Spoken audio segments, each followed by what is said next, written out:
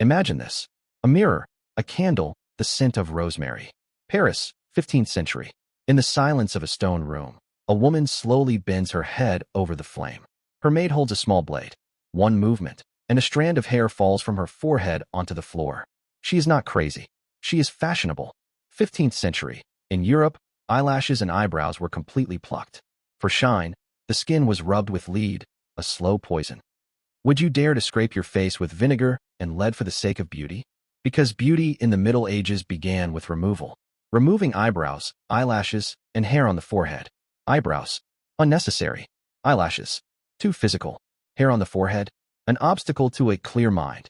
The body had to be soft, the skin white, the hair straw-colored, and the face almost featureless. And the further a woman was from nature, the closer she was to the ideal. Strange, isn't it? Today, we spend thousands to look alive.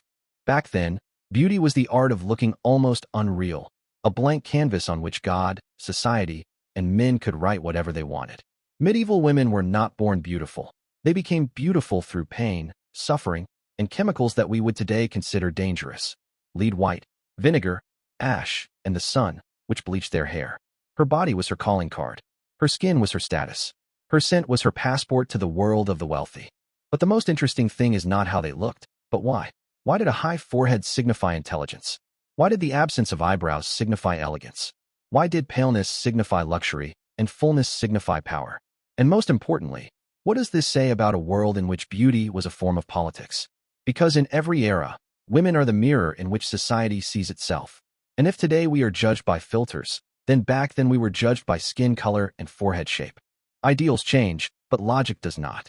So what was she like, the woman who was considered the most beautiful 600 years ago? Why did her face inspire admiration, but today inspires slight horror? Next, we will reveal every detail of this ancient beauty and see that behind each of them lies not whim, but power.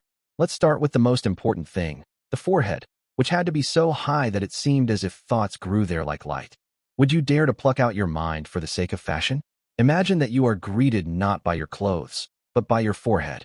That's how it was in the 14th to 15th centuries. In a world where education was a privilege and knowledge was currency, the forehead became a status symbol. High, smooth, without a single strand of hair, it symbolized not only beauty but also clarity of mind. Women shaved or plucked the hair on their foreheads almost to the middle of their heads. And not only women. Portraits show that even men of higher social status cleaned up their hairline to make their faces appear elongated and bright. This was not eccentricity, it was a sign of good breeding. Chronicles wrote about beautiful foreheads shining like the moon. Moralists added, a woman with a high forehead has a gentle disposition and a bright mind. The forehead was the boundary between body and spirit, between passion and reason. And if it was high, it meant that the spirit prevailed. If you were judged by the height of your forehead, would you pass? Fashion is cruel. It begins where there is pain. At the courts of France and Italy, women patiently plucked hairs with tweezers and rubbed their skin with vinegar to make it shine. The ideal forehead had to be transparent, as if illuminated from within. 15th century recipes advised, quicklime with sulfur, less hair, more burns. It worked quickly, but left wounds and irritation. The real luxury of the 14th century was to shine not with jewels, but with one's own forehead. But behind this light lay a simple logic. A high forehead is expensive. It requires time, servants, mirrors, ointments, and light. In other words, those who could spend hours on their beauty were already demonstrating, I am noble. I don't need to work. This is how the strange arithmetic of beauty was born. The less hair, the more power. The higher the forehead, the closer to heaven, and the further away from ordinary women, who never had the opportunity to illuminate their minds with tweezers. Artists picked up on this fashion. Look at the portraits of the 15th century. Van Eyck, Piero della Francesca. The forehead is like a stage without excess. Calm, clean, elevated. This smoothness embodies the entire aesthetic of the time. To tame nature, to muffle physicality, to turn a woman into an image rather than a person. There were critics. One Italian preacher cried out, God gave them hair, and they shaved their foreheads to please the devil. But his voice was lost in the laughter of secular salons. Because where the spiritual replaces the secular, even intelligence becomes fashionable. Have you noticed how quickly spirituality becomes a trend? So a high forehead is not just beauty. It is power, visibility, and control. An attempt to say, I am not physical. I am an idea. But behind every idea was a real woman, with red skin that stung after another procedure. It hurts, it stings, her eyes water, but she holds up a mirror and convinces herself that this is what intelligence looks like. The irony is that even when they sought to become pure intellect, they were judged solely on their appearance. The fashion for high foreheads whispered, "Show that you are smart, but don't say it out loud." Do you notice this now, or do you still only look into the eyes? In the next part, we will take a closer look at a face from which eyebrows and eyelashes have disappeared. Where we draw emotion today, they were erased back then. And this is just the beginning. What follows will be stranger than you can imagine. If today eyebrows are the main weapon of expressiveness, in the 15th century, they were the enemy. The same goes for eyelashes. In a world where beauty meant calm, control, and inner light, any shadow on the face was considered superfluous. Eyebrows and eyelashes created depth, made the gaze lively, and therefore impure. The Middle Ages feared anything too human. The ideal was simple. The face should be as clean as dawn. No lines, no expression, no movement. It should resemble an icon rather than a living person. Women plucked their eyebrows with tweezers and rubbed lemon juice on their skin to slow hair growth. They plucked their eyelashes completely because it was believed that they clouded the gaze and created an effect of seduction. And seduction was then considered a sin. So a woman without eyelashes was not just fashionable. She was pure. Doctors warned of eyelid inflammation, pain, and loss of vision. But who listened to doctors when it came to beauty? In portraits of that time, the gaze seems frozen. The eyes are large and light, as if they are not looking, but receiving light. Artists did not paint shadows, because there was no depth. The ideal face had to be smooth, calm, enlightened. To the modern viewer, it seems doll-like. But back then, that was the goal, to turn a woman not into a person, but into a symbol of obedience, peace, perfection. A chronicler from Florence wrote, "Her face is so smooth that light falls on it without obstruction." Beauty equaled the absence of obstacles. No hair, no emotions, no life. Some believed that a woman without eyebrows and eyelashes was closer to an angel, without a body, without passion. Others said it was just a fashion. But the result was the same. You erase part of yourself to fit into the code. Imagine a mirror from that time. No light, no makeup. You look into your own eyes, which have become larger and emptier, and think, "Now I am perfect." Even this ascetic beauty required luxury. To keep the face perfectly smooth, creams with vinegar, honey, and herbal decoctions were needed. So modesty was again measured in money. When the church preached modesty, the women at court turned it into an aesthetic. What was supposed to be a sign of piety became a fashionable image. It was as if to say, "I am so noble that even sin does not touch my face." But there is something disturbing about these perfectly smooth faces. It's as if they are looking through you, seeing nothing. Without eyelashes and eyebrows, the face loses its boundaries, where the skin ends and the soul begins. Perhaps that is why these portraits seem so eerily beautiful. Today we emphasize the gaze, they erased it. We add sparkle, they remove the shadows. We paint life, they painted silence. There was power in this silence, and fear. Power, because a smooth face spoke of purity. Fear, because it reminded you that any emotion could destroy your status. Now, honestly, which is worse, plucking your eyelashes or learning not to show any emotion at all? In the next part, we will go even higher, to a place where white skin is not just a fashion, but a price. Because medieval women were willing to pay for beauty not with money, but with their own health. The story of the whiteness of death continues. And be warned, it will be unpleasant. Paleness. Today we associate it with fatigue or illness. But in the 15th century, it was associated with strength, luxury, and power. Back then, when most people worked under the sun, a pale face was proof that you lived outside the physical world. You didn't work, burn, or sweat. You existed like a marble statue. And the paler you were, the higher your status. But this whiteness did not come naturally. It was created. Women rubbed their skin with mixtures of chalk, vinegar, egg white, and honey. Those who could afford more used lead white, a thin layer, and the face became flawless, cold, pearl-like. The only problem was that lead poisoned slowly. Chronicles described the consequences: headaches, swelling, hair loss, darkening of the teeth. Beauty worked quickly, but poison worked slowly. After a few years, the skin turned gray and the teeth turned black, but at the time they said, "Better dead than tanned." Some people rubbed vinegar on their faces to remove the top layer of skin, to make their pallor look deeper. Today we would call this acid peeling, only without a doctor and sterility. These rituals smelled of vinegar and wax, not perfume. This is the main logic of the era. Beauty is not for oneself. Beauty is for the gaze. A pale woman was like a light among shadows. Against the backdrop of the crowd, she looked unreal, which is why she was remembered. No wonder poets compared skin to pearls or snow. It was the aesthetics of power. I am so far from the earth that even the color of my skin does not belong to nature. But this whiteness of death had a dark symbolism. A pale face was associated with purity, and at the same time with the body of the deceased. A woman had to look as if she were suspended between life and eternity. Without blood, without warmth, without accidental shades. Marble, not flesh. The church officially condemned lead white, but silently. Because those who sat in the courts saw these faces every day. The poison was slow, but the benefit was immediate. The archives sometimes contain records of facial swelling, headache, tooth decay. And next to it in the same lady's diary is a line. I was told that I look pure, like a saint. And, perhaps, that was more important. Aren't we doing the same thing, just with modern means? Back then, they removed skin with vinegar. Today, they use acids. Back then, it was lead. Now it's injections. The technology has changed, but the logic remains the same. So when you look at medieval portraits, remember, all those pale faces are not just a fashion, they are a ritual. Every white cheek is a compromise between beauty and pain. Every layer of whitewash is a step towards the ideal, and at the same time, towards death. In the next part, we will change the color, but not the meaning. Light hair is also not a gift of nature, but the result of hours of pain, sun, and ash. And if this whiteness of death surprises you, wait until you hear what they used to bleach their hair. Venice, 15th century. Noon. On the rooftops are dozens of women wearing wide straw hats without brims, more like hoops. Such a frame hat was called a solana in Venice. It covered the face, leaving the hair exposed to the sun. It was not a prop for leisure, but a real fashion accessory. Underneath them, hair, combed and moistened with a fragrant liquid. The air is filled with vinegar, ash, and sun. The women sit motionless, like statues, while the rays slowly burn their strands to the desired shade, between golden and ashy.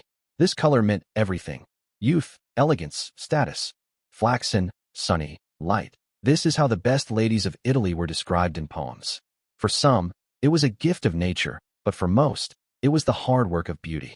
The dye formulas were dangerous: herbs, lime, ash, vinegar, even urine.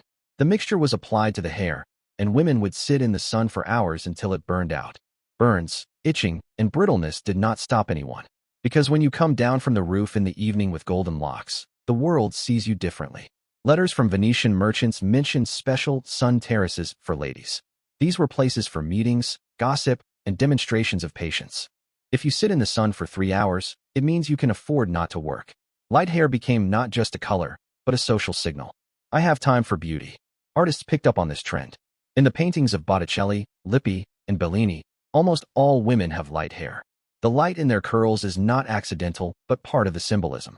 Pale skin and golden strands are a duo of purity and tenderness. It is as if the soul itself has been burned out by nobility. It was believed that angelic shine could be achieved by earthly means. One recipe advised: mix grapevine ashes with wine and water, apply to hair, and keep in the sun until it becomes light as flax. Another: the urine of a young boy, because it is pure and hot, so it gives shine. Yes, it sounds wild, but that's why it's memorable. Imagine heat, vinegar, your skin burning, and you sitting still. 3 hours of patience, and the fashionable shade is ready. It hurts, it stinks, but it looks divine. Fashion always requires sacrifices. It's just that in the past, this was taken literally. Why did light hair become the standard? First, it was a symbol of childhood and innocence. Second, it was the image of the Virgin Mary, who was often depicted with light hair. And third, it was associated with the sky, light, and everything that elevates. Being blonde meant belonging to the realm of the ideal. But the line between holiness and temptation was thin. Because golden hair had another reputation, it was considered dangerous. Preachers wrote that it ignites hearts faster than flames. And here's the paradox. What symbolized purity in art became a symbol of desire in life. In the 15th century, a woman with light hair could be both a Madonna and a temptress, depending on who was looking. And often she knew this better than anyone else. When she climbed down from the roof, her skin was white from the whitewash. Her hair smelled of vinegar, and her gaze was calm. Because to the world, she was no longer a woman. She was an image. And an image is always power. This combination of pain, suffering, and idealism is the essence of medieval beauty. You sacrifice reality to become a dream. And the more pain, the stronger the glow. In the next part, we will change the scent of the scene. Because if the skin was supposed to smell of cleanliness and the hair of sunshine, then the body hid a completely different secret. Sachets of herbs hidden under clothing tell us more about medieval intimacy than any diary. The Middle Ages smelled complicated. Smoke, sweat, wax, beer, animals. The water in cities was so dirty that bathing was considered risky. Public baths existed, but they were often closed during epidemics. And then smell became a matter of honor. Those who had money covered up their natural scent with fragrance. Not perfume in the modern sense, but small fabric pouches called pomanders or fragrant talismans. They were made in the form of perforated pendants or spheres on a belt, where the fragrance slowly evaporated. Inside were mixtures of herbs, flowers, and spices, lavender, rosemary, cloves, sage, and ambergris. These ingredients were imported from the East and were expensive. The scent literally showed the level of wealth. The sachets were tied to the belt, placed in the sleeves, between the breasts, or under the underwear. This way, the scent came not from the dress, but from the woman herself. The scent became part of the image, a quiet sign that she is not one of the crowd. Lavender and rosemary were the most popular among aristocratic women. Not only because of their scent, they were believed to clear the mind. Treatises on behavior advised ladies, carry the scent of modesty on your body, not sweet, but quiet. The scent was not meant to be seductive, but a sign of good breeding. At balls, women waved their sleeves, and a faint scent of forest herbs wafted from them. It was not just a pleasant gesture, but a social signal. I smell expensive, because spices from the East cost almost as much as gold. Maids tried to imitate their mistresses. They put dry rose or sage petals in their pockets. But the scent quickly disappeared. The body worked, and work erased the scent of status.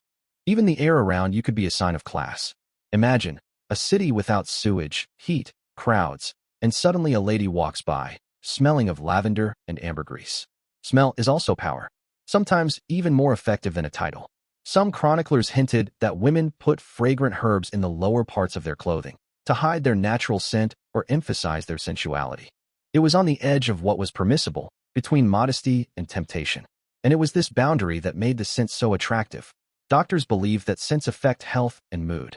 Amber calms the heart, cloves dispel sadness, mint clears the mind. Therefore, a fragrant woman was considered harmonious, at peace with herself. Ironically, the natural scents of the time were a symbol of artificiality. A fashionable woman should not smell like a human being. She should smell like an idea. Have we changed? Back then, a bag of lavender. Today, a bottle with a logo. The ingredients have changed, but not the meaning.